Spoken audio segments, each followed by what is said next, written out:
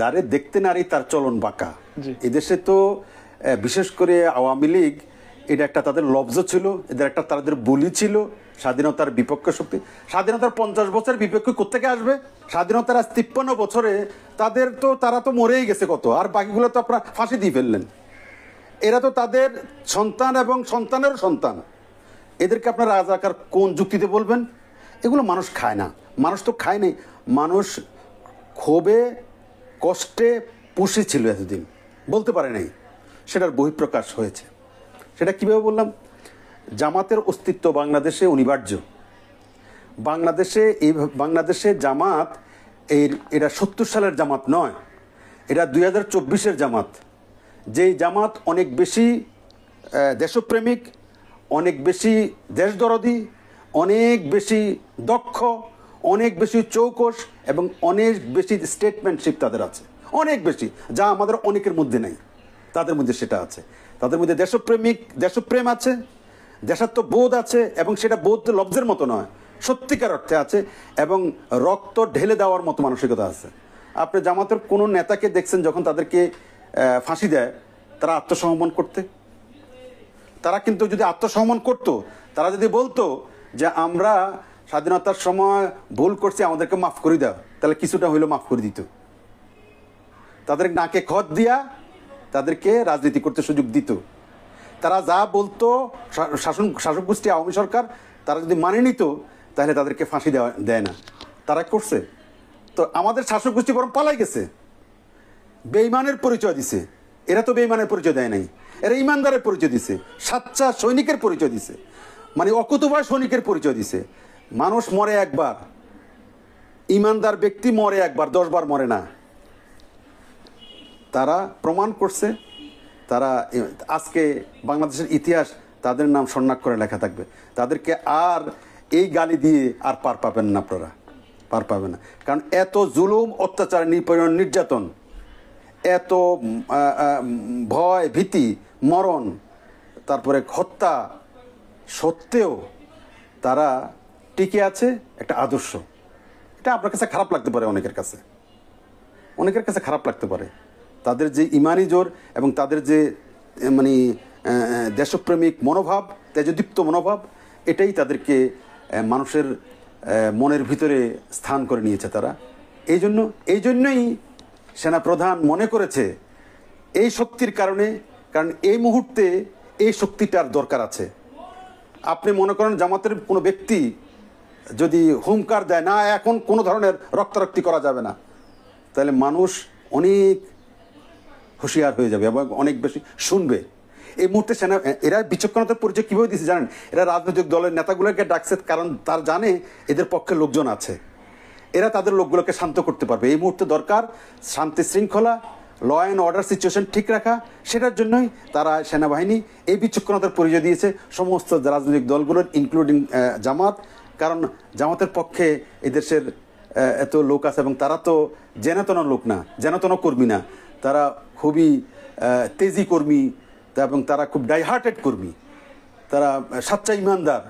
তাদেরকে ডাকলে এবং তারাই পারবে এই সিচুয়েশনটা কন্ট্রোল করতে। এই রাজনৈতিক দলের ফলোয়ারদেরকে যদি বিএনপি, জাতীয় পার্টি এদেরকেও ডাকছে, এই জন্য তারাই তাদের ফলোয়ারদেরকে বলবে তোমরা শান্ত থাকো, প্রতিহিংসা করা যাবে না, যেটা আওয়ামী সরকার করেছে এটা আমরা করতে পারবো না। করলে তাহলে তাদের মধ্যে আমাদের কোনো পার্থক্য থাকে না।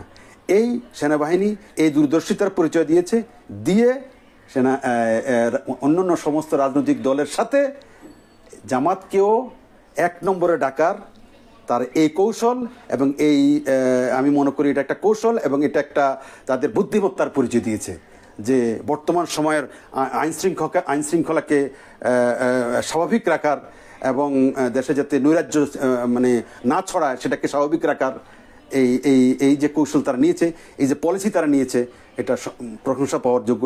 এবং পৃথিবীর ইতিহাসে যে কোনো বিপ্লবের পরে কি করতে হবে সেটার গাইডলাইন, সেটার একটা দিক নির্দেশনা আমরা এই সেনাবাহিনী যে ভূমিকাটা নিয়েছে সেটা থেকে পেয়ে যাবে। ইতিহাস তাদের এই স্বর্ণাক্ষরে লেখা থাকবে তাদের এই ভূমিকাটা এবং তাদের এই কৌশলটা।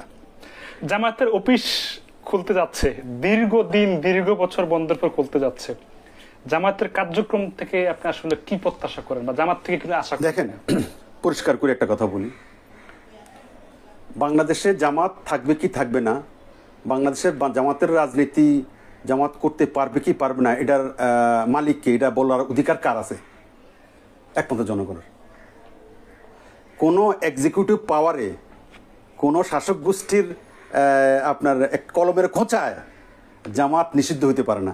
জামাতকে নিষিদ্ধ করবে এদেশের মানুষ, এদেশের সাধারণ মানুষ। সাধারণ মানুষ যদি মনে করে যে আমরা জামাতকে চাই না, তাহলে জামাত থাকবে না। আর যদি সাধারণ মানুষ বলে, সেটা কীভাবে হবে? সেটি নির্বাচনের মধ্য দিয়ে হবে। সেই নির্বাচনে যদি আমরা তো এই পর্যন্ত দেখেছি যে কটা সুষ্ঠু নির্বাচন হয়েছে, সব নির্বাচনে জামাত ভালোই করেছে। তাদের তো একটা ভোট ব্যাংক আছে, তাদের তো একটা শক্তি আছে, তাদের তো একটা গোষ্ঠী আছে, তাদের তো একটা, তাদের আদর্শটাতেও অনেকে ভোট না দেখ, তাদের বাইরে যাদের আছে তারা কিন্তু পছন্দ করে, তাদেরকে সৎ হিসেবে জানে, তাদেরকে দেশপ্রেমিক হিসেবে মনে করে। আমাদের অনেক নেতাদেরকে সেরকম মনে করে না, মানুষ মনে করে যে এরা সৎ, এটা তো মনে করে। তা এটা কি অর্জন নয়? এটাও তো একটা অর্জন একটা দলের জন্য। সুতরাং আগামী দিনে জামাতের রাজনীতি কি হবে না হবে, এটা দেশে থাকবে কি থাকবে না, এটা নির্ভর করে এই দেশের মানুষের উপরে। মানুষ যদি জামাত, শুনেন, সারা বাংলাদেশের মানুষ যদি জামাতকে ভোট দেয়, আপনার কিছু করার আছে? কি করবেন আপনি? জামাত তাকে মানুষ, এটাই তো গণতন্ত্র। আপনি গণতন্ত্র মুখে বলবেন আর কাজ করবেন স্বৈরতন্ত্র, তা তো হয় না। আপনি বলতেছেন সবার সমান অধিকার, তো সবার সমান অধিকার মাঠে ছেড়ে দেন সবাইকে, জামাত সবাইকে ছেড়ে দেন, মাঠে খেলুক সবাই।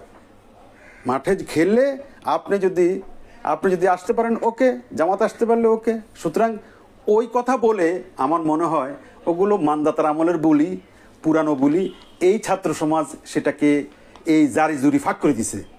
আওয়ামী লীগের এই জারি জুরি, আওয়ামী লীগের এই দুর্বিসন্ধি, আওয়ামী লীগের এই কুটকৌশল এবং আওয়ামী লীগের এই শুভঙ্করের ফাঁকি, মানে ছেলে ভুলানো কথা যে জামাত শিবির, এই যে ট্যাগ করা সমাজ শিবির কি জঙ্গি, এটা মানুষ তো বিশ্বাস করেই না, বরঞ্চ মানুষ আরও বেশি তাদের দিকে ঝুঁকছে, মানুষ আরও বেশি তাদেরকে ভালোবাসছে। আজকে তারা বঙ্গভবনে গেছে, আজকে তারা আমাদের সেনাবাহিনীর দাওয়াতে প্রথম ইনভাইটেড হয়েছে, প্রথম নামটা উচ্চারণ করেছে সেনাপ্রধান। সুতরাং এটা ভাববার বিষয়। এটা তারা অর্জন করছে। তারা বাংলাদেশে দেশপ্রেমের পরীক্ষায় উত্তীর্ণ হয়েছে। তারা ইমানের পরীক্ষা উত্তীর্ণ যেমন হয়েছে, দেশপ্রেমের পরীক্ষায়ও তারা উত্তীর্ণ হয়েছে। আচ্ছা, এর মধ্যে মানে জামাতকে আসলে পিছনের বা অতীতের প্রতিহিংসা আওয়ামী লীগের উপর দেখাবে বলে আপনি মনে করেন? আমি আসলে জামাতকে তো কখনোই জঙ্গি সংগঠন মনে করি না। আমি আমার অনেক টকশোতে আমি বলেছি, এটা আমি আগেও বলছি।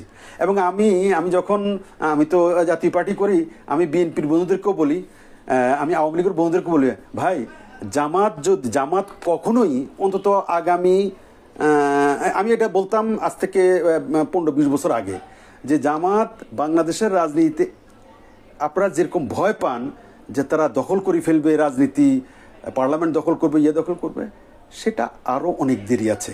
তবে এটা সত্য যে তারা ব্যাপক একটা প্রেসার তৈরি করতে পারবে, ব্যাপক একটা চাপ তৈরি করতে পারবে, কারণ তাদের পক্ষে প্রচুর লোক আছে। আচ্ছা, এটা আমি সবসময় বলতাম। তারা পার্লামেন্টে একটা উল্লেখযোগ্য সংখ্যক নিয়ে পার্লামেন্টে প্রতিনিধিত্ব করতে পারবে। জামাত তো বাংলাদেশের অনেক কমিউনিস্ট পার্টি আছে না, তাদের মতো নয় তো।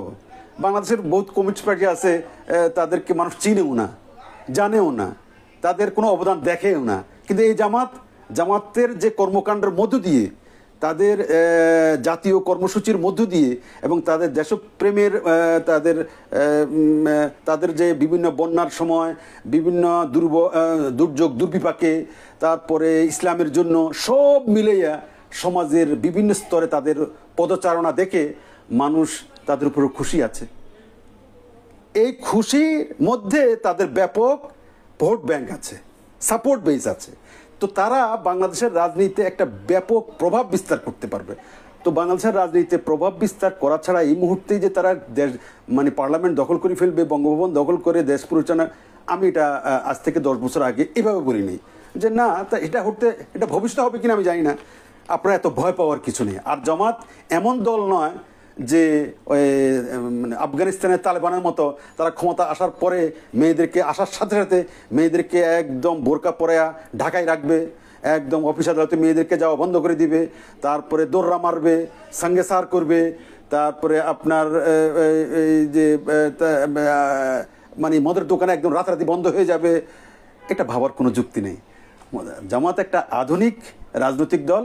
পার্থক্য আমাদের দল অন্যান্য প্রপার যে দলগুলো আছে ওদের সাথে আমাদের জামাত ইসলামের পার্থক্য একটাই, যে তারা ইসলামের অগ্রাধিকারটা দেয়, ইসলামের অনুশাসনটাকে একটু অগ্রাধিকার দেয়, এই যা, আর কিছু না, আর কোনো পার্থক্য নাই। ইসলামের অনুশাসনটা একটু বেশি মানার তাগিদ মনে করে। কতটুকু মানে এটা আমি বলবো না, এটা নিয়ে অনেক কথা থাকতে পারে, কিন্তু তাগিদ বোধ করে এবং ইসলাম সাথে ইসলামের অনুশাসন। তো ইসলামের অনুশাসন তো আমরাও বলি, বিএনপি বলে, জাতীয় পার্টি বলে, আওয়ামী লীগ তো বলে খোলাফায় রাশিদিনের রাজনীতি চালু করবে, এটা আওয়ামী লীগ কইতো না? তো তাহলে কি তাহলে জামাত কি দোষ করছে? এগুলো বলার জন্য বলতো, ঠিক আছে? তো সুতরাং এসব জারি জুরি ফাঁক হয়ে গেছে গা, এবং এসব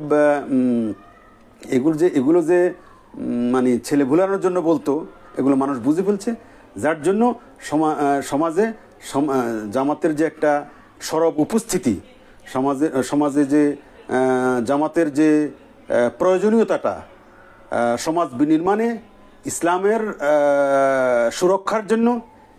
সুরক্ষার জন্য মুসলিম উম্মার জন্য এবং আমাদের পৌত্তলিকতাকে, হিন্দুত্ববাদকে ঠেকানোর জন্য বাংলাদেশে এক শ্রেণীর বুদ্ধিজীবী এখানে যে একটা হিন্দুত্ববাদী চেতনা, মন মানসিকতা মানুষের মন মগজে ঢোকাই দেওয়ার একটা অপচেষ্টা করছে, সেটাকে রুখে দেওয়ার জন্য জামাতের বিকল্প তো নাই।